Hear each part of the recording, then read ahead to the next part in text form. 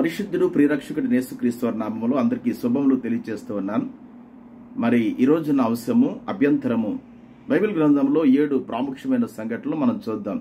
దేవుని యొక్క వాక్యం తెలియపరుస్తుంది. మత్తయి సువార్త 18వ అధ్యాయం 7వ వచనములో అంటాడు, అభ్యంతరములు రాక తప్పవు గాని ఎవని వలన అభ్యంతరము వచ్చినో ఆ మనుషునికి శ్రమ అని రాయబడి ఉంది. అంటే దేవుడు లేఖనాల్లో ఖచ్చితంగా ఈ మాట మనం గుర్తించాలి. అభ్యంతరాలు వస్తాయి, కానీ ఎవరి వల్ల వస్తుందో అతనికి శ్రమ అని చెప్పాడు. నిజమే, కొన్ని సంఘాల్లో కానీ కుటుంబాల్లో కానీ కొన్ని సమస్యలు, కొన్ని అభ్యంతరాలు వస్తూ ఉంటాయి. కానీ అభ్యంతర పరుచువాడికి శ్రమ కలుగుతుందని వాక్యం ఉంది కదా.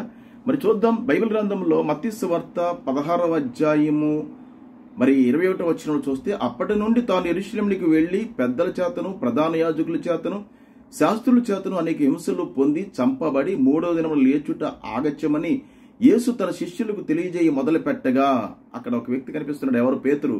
ప్రధాన శిష్యులు, 12 మంది శిష్యుల్లో చాలా ముఖ్యమైన వాడు. పేతురు స్పందన వేరు, అందరి స్పందన వేరు, పేతురు గారి స్పందన వేరు. పేతురు గారు అంటున్నారు, ఏమంటున్నారంటే ఆయన చేయి పట్టుకొని, యేసుప్రభు చేయి పట్టుకొని, ప్రభువా అది నీకు దూరం అవ్వను గాక అంటున్నారు. యేసుప్రభు చెప్పారు కదా, ఆయన శ్రమ పడాలని, హింసించబడాలని, మనుషుల చేత దూషించబడాలని, చివరికి తన ప్రాణ త్యాగము ఈ మనుషుల కొరకే అని ఎన్నోసార్లు చెప్పిన మాట గుర్తుపెట్టుకోకుండా ఈయన ఏమంటాడు, అది నీకు దూరం అవ్వను గాక. ఈయనెవరు దూరం చేయడానికి? దేవుని ప్రణాళికను మనుషులు ఎవరు తారుమారు చేయలేరు. మనుషుల ప్రణాళికను దేవుడు అవసరమైతే తారుమారు చేస్తాడు. మనుషుల ఆలోచన వ్యర్థం చేస్తాడు దేవుడు. కానీ దేవుని ఆలోచన, దేవుని ప్రణాళికను మనుషులు ఏమాత్రము కూడా వ్యర్థం చేయలేరు. అందుకని అక్కడ పేతురుకి వచ్చినటువంటి బహుమానం ఏమిటంటే, సాతానా వెనుకకు పొమ్ము. ఇది బహుమానం. శ్రమ. ఒక ప్రియమైన శిష్యుడిగా ఉండవలసిన లక్షణాలన్నీ ఉన్నాయి.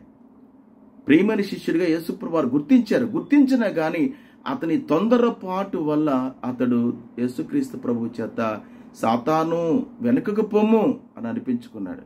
ప్రియమైన దైవ జనాంగమా, చూసారా, అభ్యంతరకరంగా మారిపోయాడు. రెండోది మనం చూస్తే అక్కడ అంటాడు, యేసుప్రభు స్వయంగా అన్నాడు, ఇదిగో పేతురు, నీవు నాకు అభ్యంతరకరంగా ఉన్నావు అంటున్నాడు. నా ప్రణాళికకు, నా ఉద్దేశమునకు, నా తండ్రి చిత్తమునకు నీవు అభ్యంతరకరంగా ఉన్నావు. ఎస్. మనం చూస్తే రెండవది, దావీదు గారు మరి దేవుని మందసాన్ని తీసుకుని వచ్చి దావీదు పురానికి తీసుకుని వచ్చేటప్పుడు ఆయన ఎంత సంతోషముగా గంతులు వేస్తూ నాట్యమాడుతూ ప్రభువుని ఆనందిస్తూ దావీదు పురానికి వస్తుంటే తన భార్య మీకాలు గారు, ఆమెకేమైందో తెలియదు, దావీదును చూసి తన మనస్సులో అతడిని హీనపరిచెను, అభ్యంతరకరంగా మారిపోయింది. దేవుడు దావీదుకి ఇచ్చిన సంతోషంలో పాలిభాగస్తురాలుగా ఉండవలసిన సతీమణి దావీదు గారి భార్య మీకాలు ఆ సంతోషాన్ని అనుభవించడానికి బదులు సంతోషిస్తున్న వ్యక్తిని హీనపరిచిందంట. అందుకనే ఆమె జీవితంలో రాయబడిన మాట ఏమిటంటే, 2వ సమూయేలు గ్రంథము 6వ అధ్యాయం 23వ వచనంలో మనం చూస్తే, ఆమె మరణ కాలము వరకు పిల్లలు కనకయుండును అని అంటది. అంటే ఆమె లైఫ్ లాంగ్ ఇంకా పిల్లలు అనే సమస్య లేదు, గర్భఫలము మూయబడినది. పిల్లలు చూడండి, శ్రమ కాదా?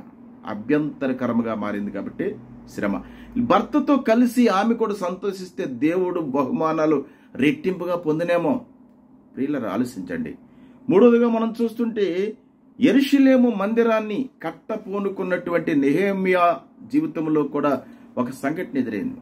నెహెమ్యా యెరూషలేము మందిరము శిథిలమైనప్పుడు, దాని గుమ్మములు అగ్ని చేత కాల్చబడినప్పుడు అతడు ఒక బాధ్యతని ఎరిగి ప్రార్థన చేసి ఉపవాసం ఉండి దేవుడు మందిరాన్ని తిరిగి మళ్ళా పునఃప్రతిష్ఠించాలి. యెరూషలేము ప్రజలు దేవుని మందిరము లేకుండా బ్రతుకుతున్నారు, విచ్చలవిడిగా ఉన్నారు, వారిని మళ్ళా దేవాలయంలోకి చేర్చాలని చెప్పి తాను పనిచేస్తున్న ఉద్యోగాన్ని విడిచిపెట్టి ఆ రాజు మనసును ఎరిగి రాజు ప్రేమ చేత ఆ దేశం విడిచి యెరూషలేమునకు వెళ్ళాడు. ఎంతో కష్టపడి వెళ్ళాడు.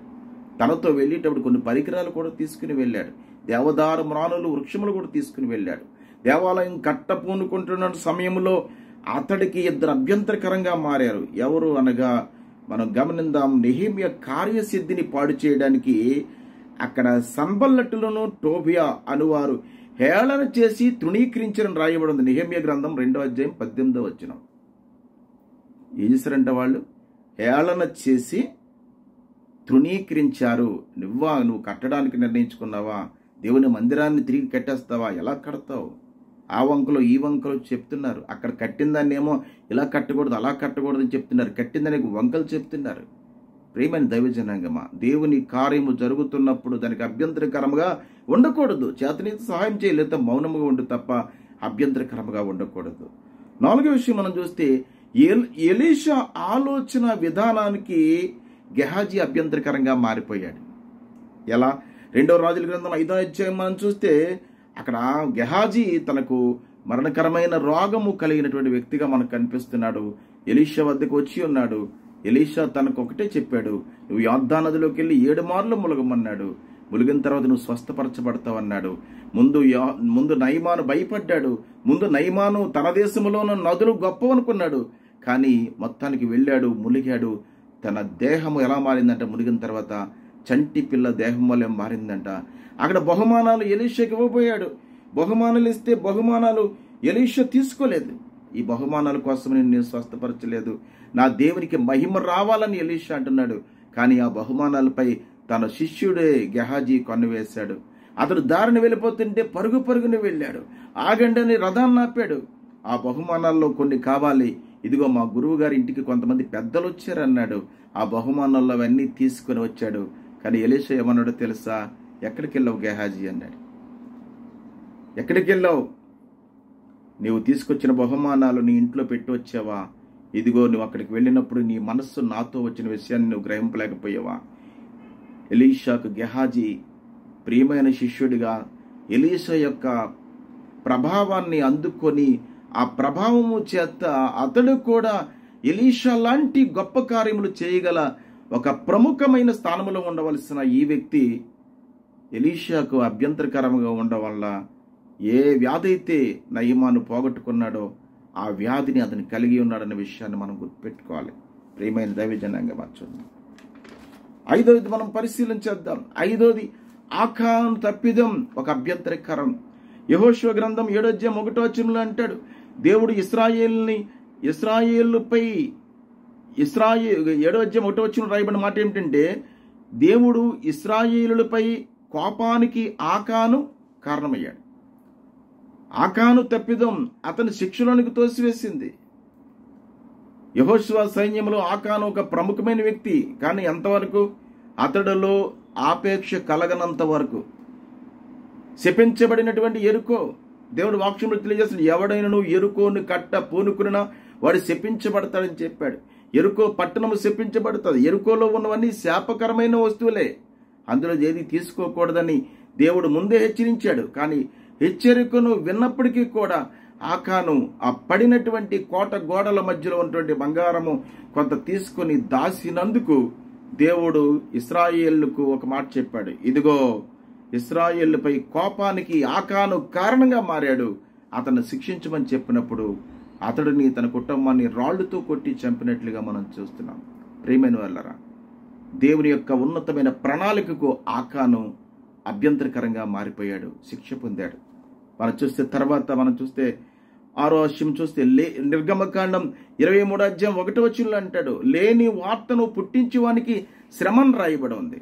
తొందరపాటు, తొందరగా మాట్లాడడము, పుకార్లు షికార్లు చేయించడము, జరగలేనివి జరిగినట్లుగా చూపించడము, ఒకరి జీవితంలోకి ఒకరు ఎంటర్ అవ్వడము, ఒకరి మనశ్శాంతిని ఒకరు కోల్పోయేలా చేయడము, ఒకరి సంతోషంలోకి ఒకరు అడ్డు రావడము, ఒకరి బాధలోకి ఒకరి దుఃఖంలోనికి వెళ్ళు నీకు చేతనైతే, ఒకరి దుఃఖంలో నువ్వు ఓదార్చడానికి వెళ్ళు, ఒకరి సంతోషంలోకి నువ్వు వెళ్ళకు.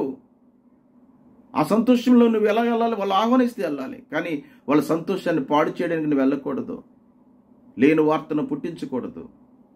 ఇది కూడా ఒక అభ్యంతరం అనే విషయాన్ని గమనించండి. 7వ విషయం మనం చూస్తే, సౌలు దేవుని సేవకు అభ్యంతరకరముగా ఉన్నాడు. ఇది ఒక డిఫరెంట్ సబ్జెక్ట్. ఇక్కడ సౌలు మనం చూస్తే దమస్కులో సౌలు చాలా అతడి ప్రవర్తన దేవునికి చాలా విరోధముగాను, అయిష్టముగాను, క్రూరముగాను, అసహ్యంగాను మారిపోయింది. అందుకనే సౌలును యేసుప్రభువు వారు దర్శించారు.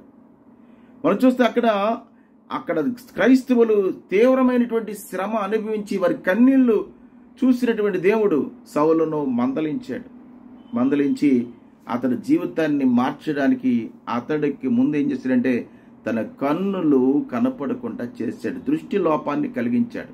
నేలను పడగొట్టాడు. అంతవరకు అతడి జీవితంలో పడడం అనేది లేదు, పడగొట్టడమే ఉంది. అందరినీ పడగొట్టాడు, అందరినీ కొట్టి తిట్టి హింసించాడు. కానీ ఒక రోజున యేసుక్రీస్తు ప్రభువారు సౌలును పడగొట్టాడు.